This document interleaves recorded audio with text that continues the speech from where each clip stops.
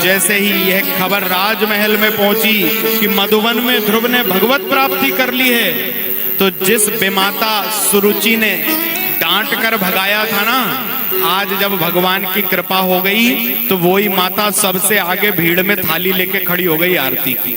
देखो यही समय है, यही महाराज परमात्मा के मिलन के बाद क्या होता है।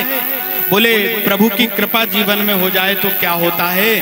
बोले महाराज जिसके जीवन में श्री हरि की नारायण की कृपा हो जाए तो फिर दुश्मन भी अपने बन जाते हैं। ये भगवान की कृपा का फल है महाराज।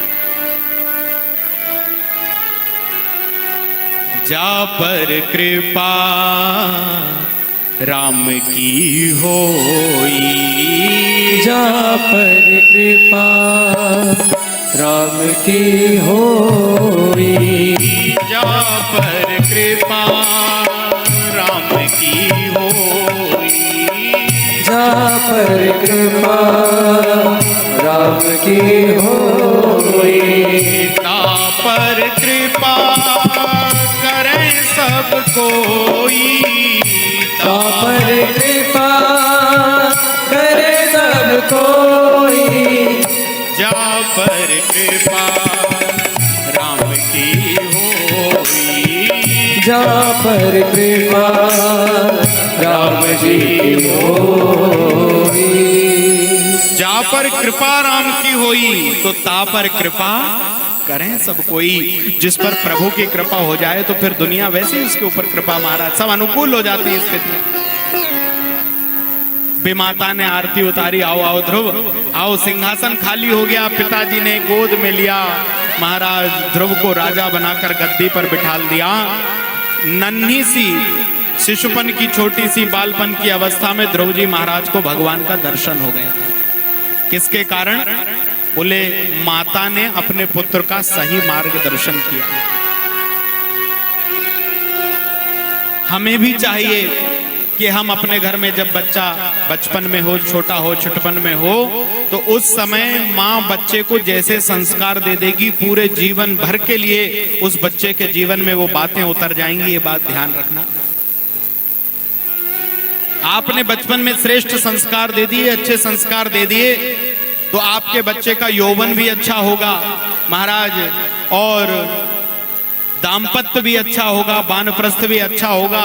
जब तक जीवन जिएगा श्रेष्ठतम तरीके से जिएगा।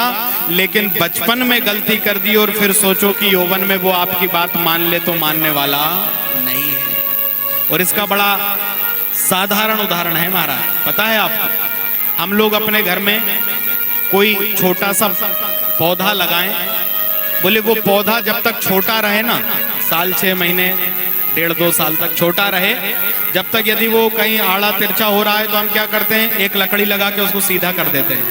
यदि उसकी दिशा गड़बड़ हो रही है तो सीधा जाना चाहिए। एक लकड़ी लगाई और सीधा कर दिया, फिर धीरे धीरे वो और बड़ा हुआ और सीधा होकर के वृक्ष बन गया, है ना। अब जिसने पौधे को छोटेपन में लकड़ी लगाकर सीधा कर दिया और वो बड़ा होकर के सुंदर वृक्ष बन गया, कोई महाराज उस पौधे को जब वो तिरछा होकर के बढ़ रहा था लकड़ी नहीं लगाता, सीधा नहीं करता, उसे वैसे ही बढ़ने देता, और जब वो वृक्ष बन जाता और फिर सोचता कि इसकी डगानों को सीधा कर दूं, तो वो डगान टूट जाती है लेकिन सीधी नहीं होती। यही महाराज सीख है कि यदि हमने बच्चे को बचपन में अच्छे संस्कारों से सिंचित कर दिया, अच्छी बातों में जोड़ दिया, धर्म में जोड़ दिया, सत्संग में जोड़ दिया, अध्यात्म से जोड़ दिया, तो उसका यौवन भी अच्छा होगा और उसका महाराज बुढ़ापा भी बढ़िया होगा।